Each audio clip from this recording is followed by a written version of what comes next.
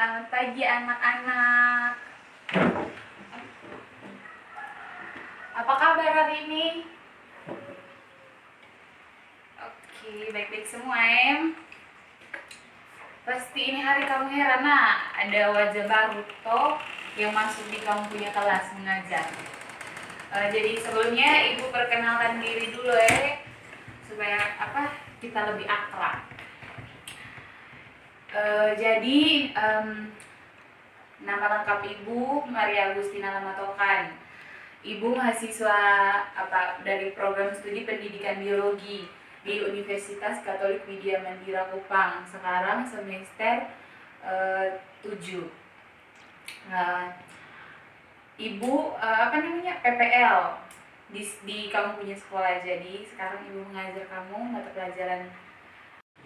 Baik, pasti kamu sudah dengar dari kamu punya guru biologi Ibu Elsa ya tentang ini mahasiswa-mahasiswa yang akan PPL di kamu punya sekolah. Oke, jadi sebelum kita mulai pelajaran kita pada hari ini Ibu minta salah satu siswa pimpin kita dalam doa ya. Ketua kelas, tolong pimpin kita dalam doa ya.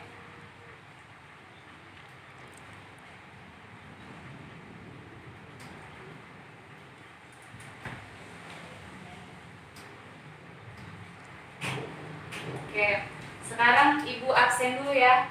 Dengar nama kalian baik-baik, jangan ribut ya, supaya Ibu tidak usah ulang lagi.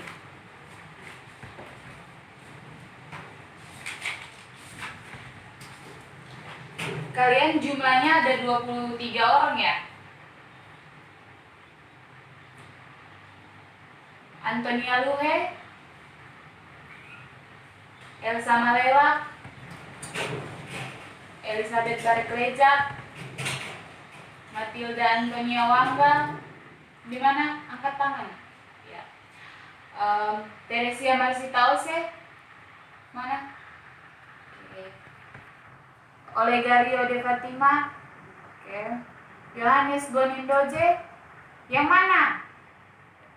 Oke. Ya, baik. Jadi kalian semua hadir ya hari ini, 23 orang lengkap. Bagus. Tidak boleh absen-absen ya. Ya.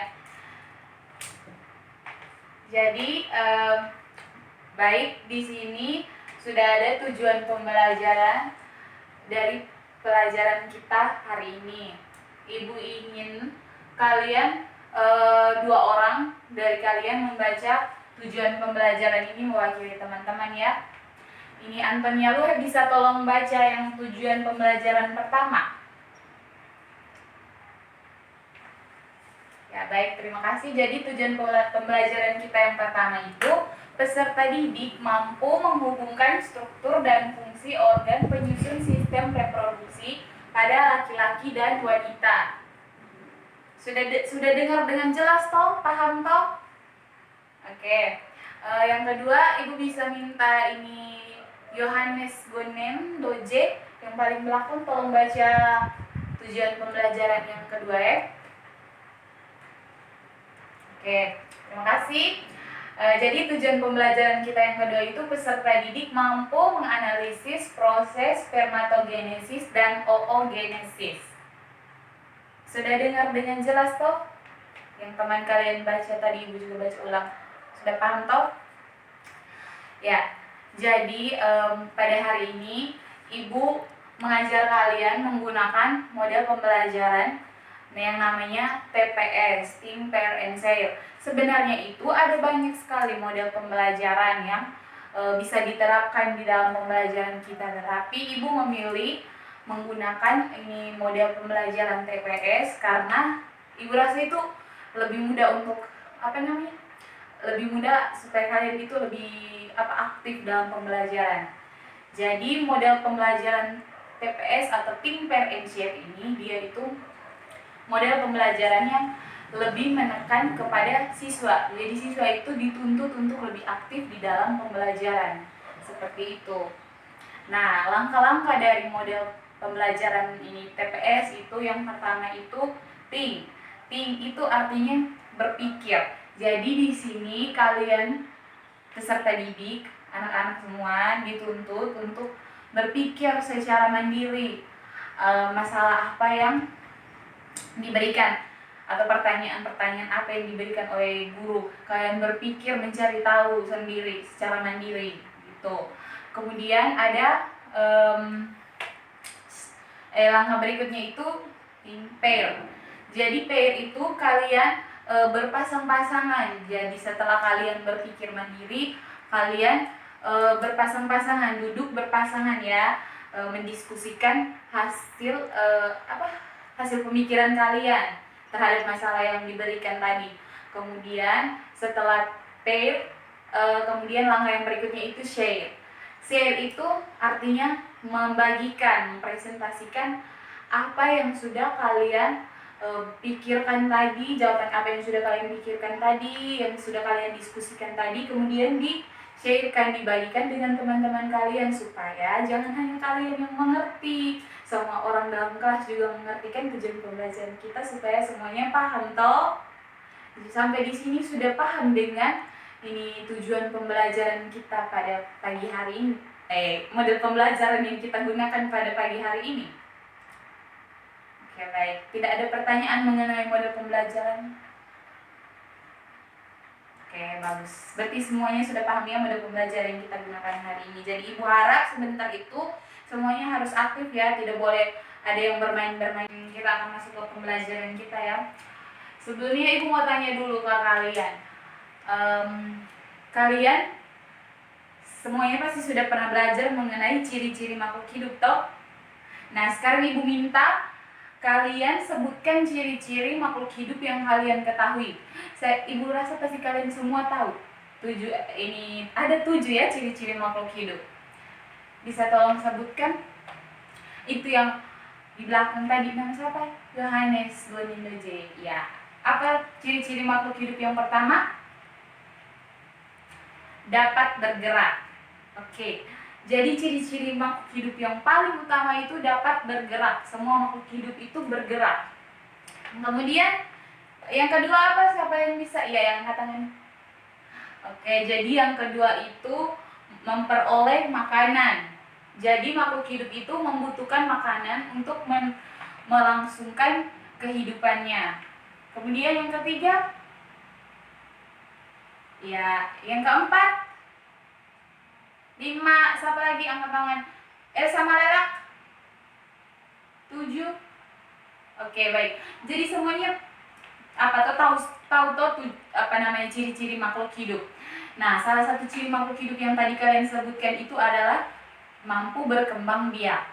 Kenapa makhluk hidup harus berkembang biak? Ada yang tahu? Bisa tolong angkat tangan yang tahu? Ya, Elizabeth Barclay-Jack. Tadi nama Elizabeth Barclay. Kenapa kita makhluk hidup perlu berkembang biak? Ya, jadi makhluk hidup itu perlu berkembang biak supaya tetap mempertahankan keturunannya. Berkembang biak itu samarnya dengan bereproduksi. Hari ini kalian sudah tahu kita belajar tentang sistem reproduksi toh. Ibu mau tanya ada yang tahu apa arti dari sistem reproduksi itu sendiri? Teresia Sitaose bisa jawab apa maksud dari sistem reproduksi itu sendiri? Ya, baik, terima kasih.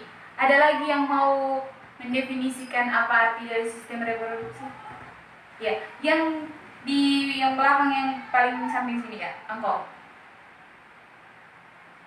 Ya, baik. Jadi kedua teman kalian sudah memberikan pendapatnya mengenai arti dari sistem reproduksi itu. Jadi Ibu menyimpulkan bahwa sistem reproduksi itu merupakan suatu sistem yang bertujuan untuk menghasilkan gamet jantan ataupun gamet betina agar makhluk hidup bisa menghasilkan keturunan baru melalui fertilisasi, melalui proses fertilisasi.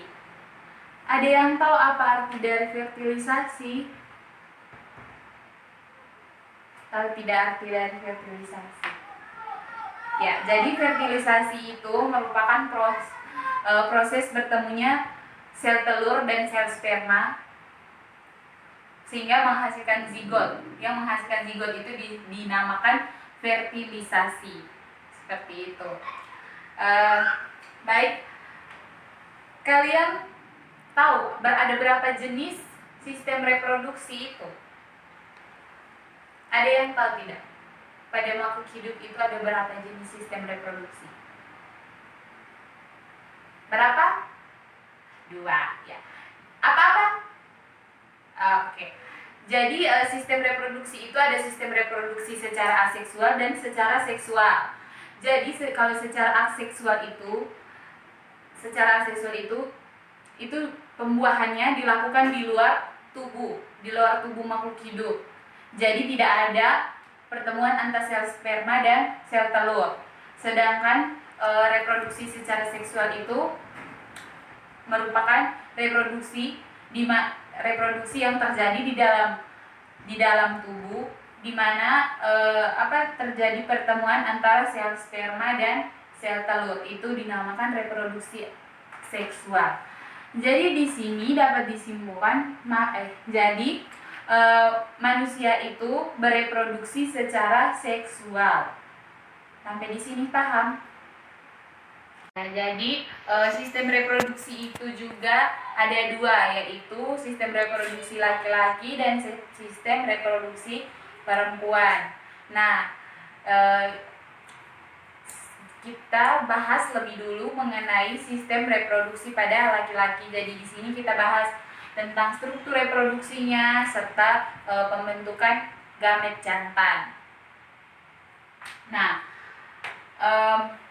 di sini kalian bisa perhatikan gambar di depan ini. Gambar apa ini? Ada yang tahu?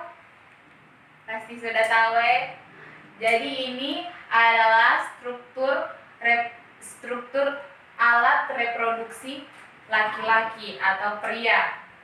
Nah, alat reproduksi laki-laki itu dibagi berdasarkan ada 2 ya, dibagi itu berdasarkan letaknya dan berdasarkan fungsionalnya. Kalau berdasarkan letaknya itu ada alat reproduksi bagian dalam dan alat reproduksi bagian luar. Kalau berdasarkan fungsionalnya itu ada saluran reproduksi dan saluran reproduksi dan kelenjar reproduksi. Sampai di sini paham pembagiannya? Oke. Nah, sekarang ini Ibu mau jelaskan tentang bagian-bagian dari alat reproduksi pria ini. Jadi, bagian luar dari alat reproduksi pria itu ada skrotum.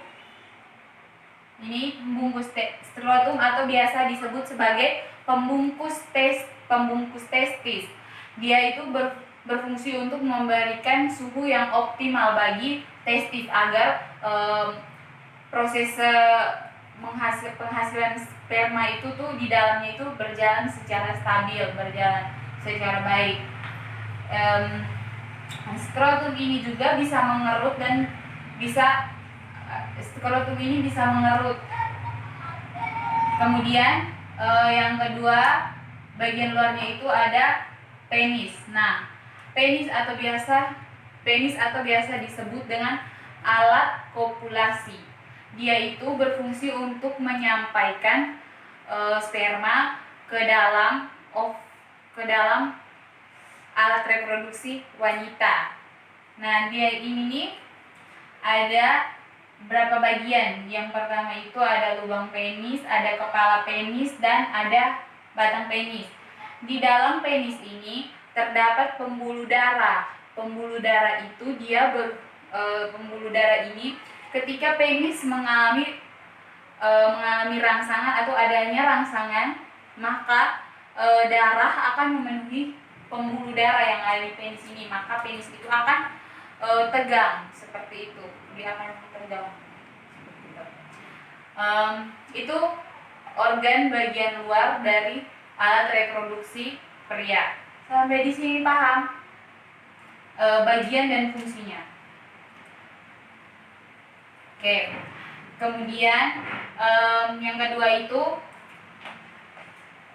organ bagian dalam. Nah, di sini ada testis.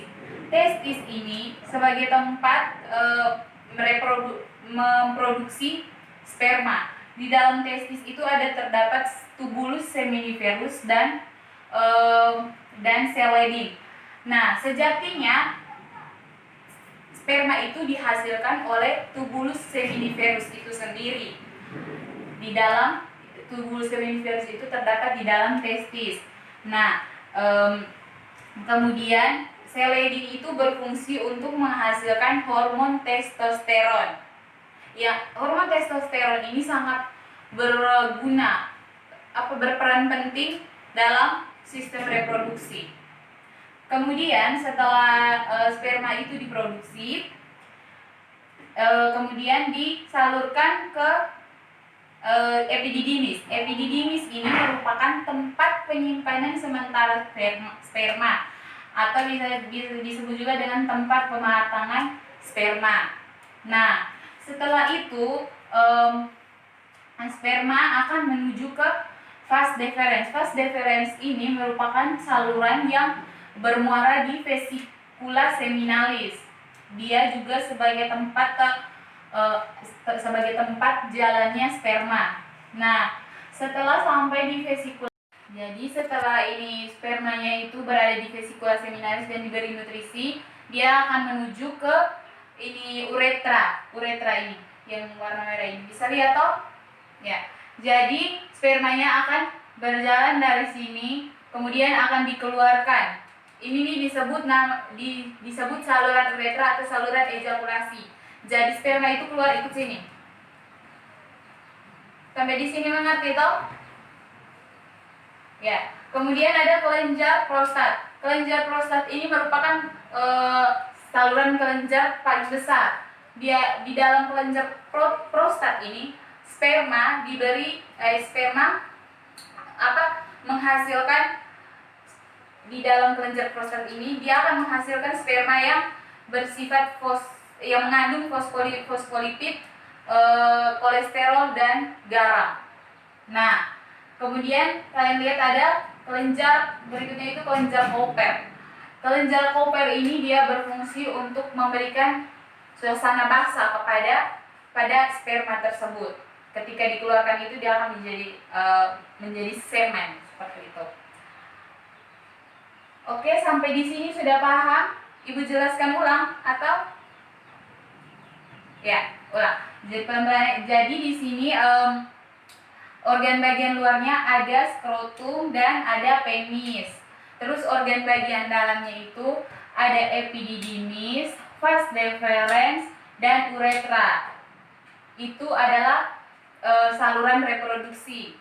Kemudian kelenjar reproduksi itu ada kelenjar Cowper, ada vesikula seminalis, dan kelenjar prostat. Sampai di sini sudah paham?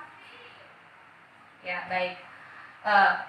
Jadi setelah kita mengetahui tentang bagian-bagian dari alat reproduksi pria, Ibu mau menjelaskan bagaimana sperma itu diproduksi, bagaimana sperma itu dihasilkan. Jadi reproduksi sperma itu atau biasa disebut dengan apa, anak-anak? Ada yang tahu? Iya, benar sekali. Spermatogenesis itu merupakan proses pembentukan sperma. Kalau pada perempuan disebut apa? Oogenesis. Benar sekali. Tepuk tangan dulu Ibu Antin sebentar. Oke, jadi sekarang Ibu mohon perhatikan ya, yang di belakang itu jangan bermain-main ya. Perhatikan di depan ini. Jadi ini adalah proses spermatogenesis. Yang pertama, ini disebut induk atau disebut spermatogonium. Spermatogonium bersifat diploid. Nah, spermatogonium akan bertumbuh dan berkembang memperbanyak diri menjadi spermatosit primer.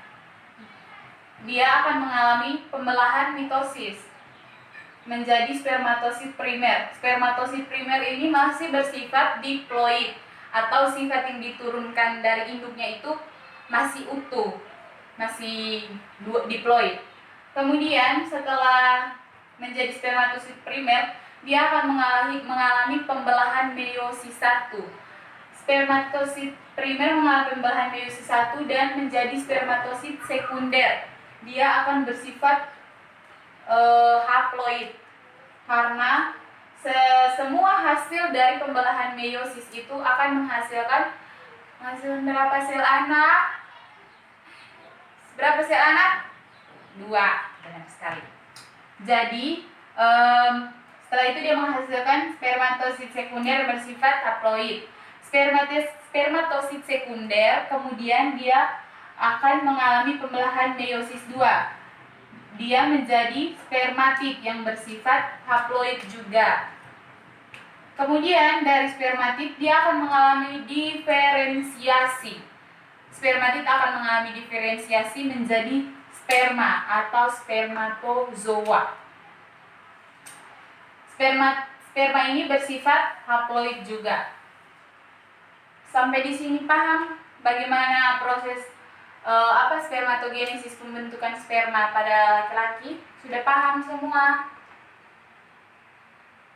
Sebentar kalau ibu tanya, jangan bilang tidak tahu sudah bilang paham semua ini. Oke, baik. Jadi karena kalian semua sudah paham, sekarang ini ibu mau beri kalian latihan. Di sini ibu sudah menyiapkan LKPD-nya. Jadi ibu akan bagi kalian dalam 2 kelompok besar dulu ya, kelompok kiri dengan kelompok kanan. Jadi kelompok kiri itu dia punya soal tentang menyebutkan bagian-bagian dari alat reproduksi wanita serta fungsinya.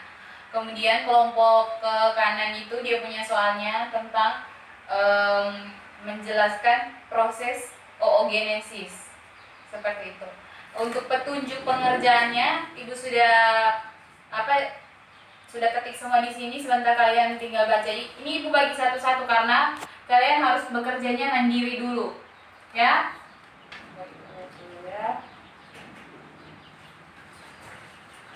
Oke. Ya, bisa tolong bantu ibu. Ini kelompok kanan punya, kelompok kiri punya. Ini tolong ambil ya.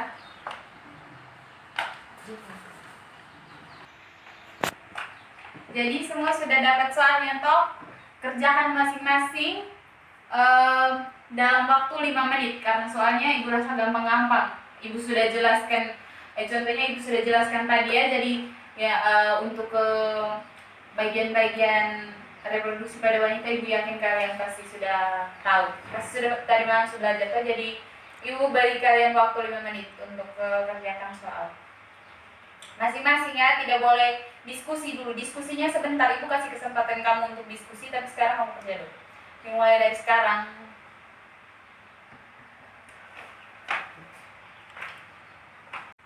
Bagaimana, ada kesulitan? Atau ada yang tidak mengerti soalnya? Mengerti? Oke, kerjakannya.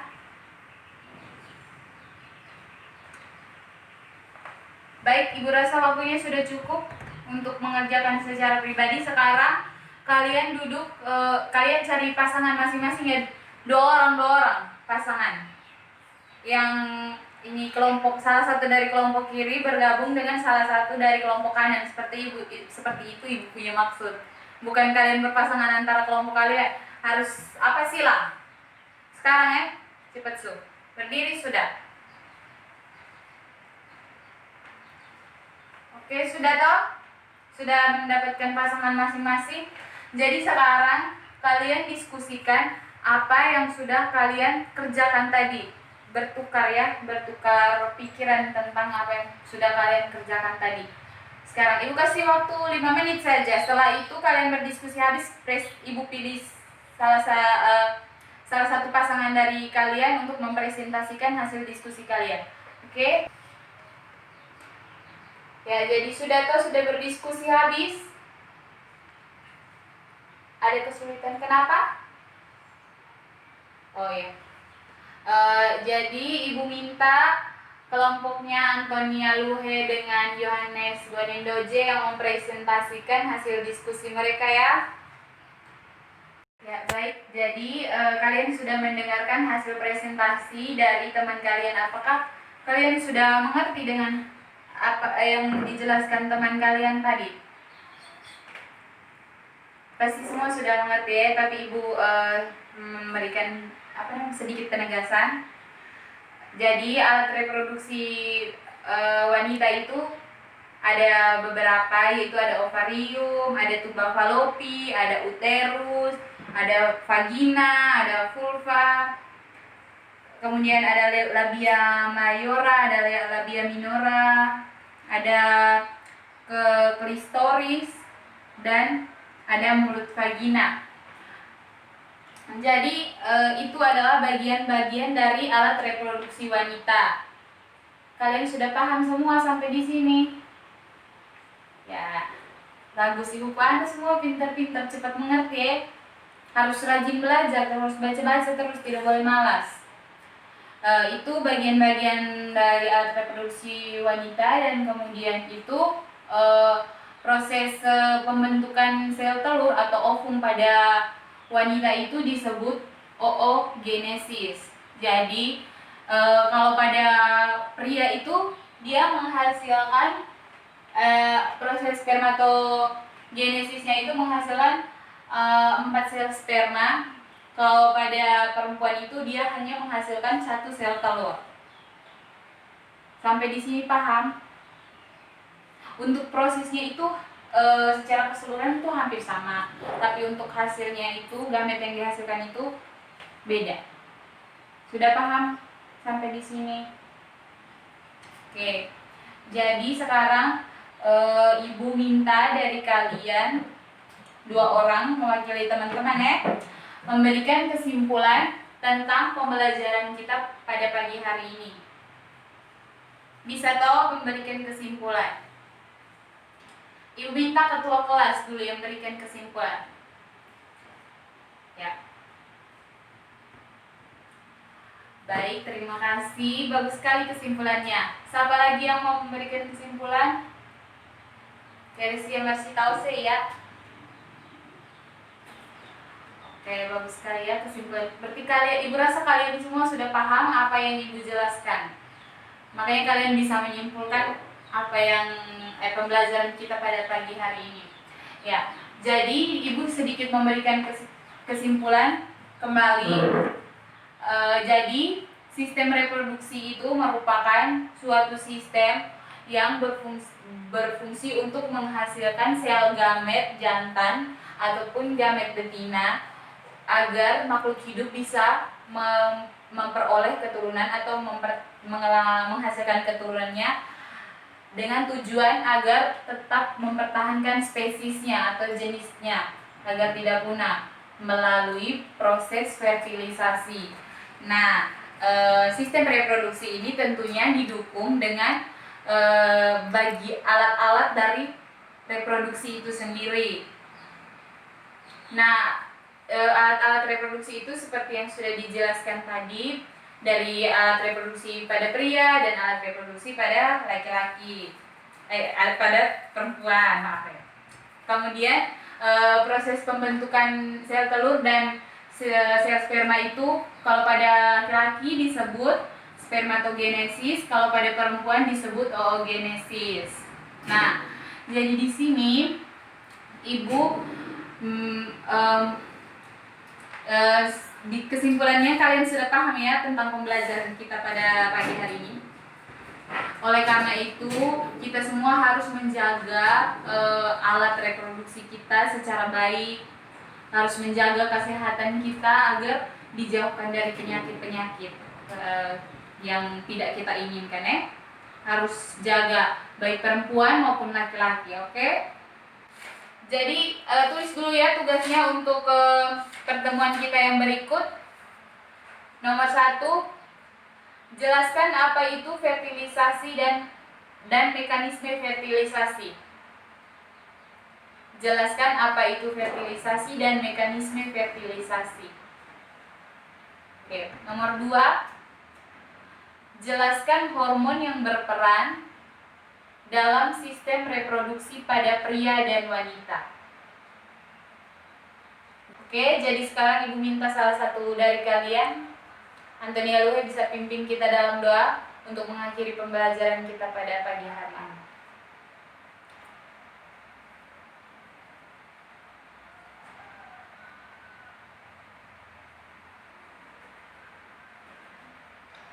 Oke baik, terima kasih untuk kerjasamanya hari ini.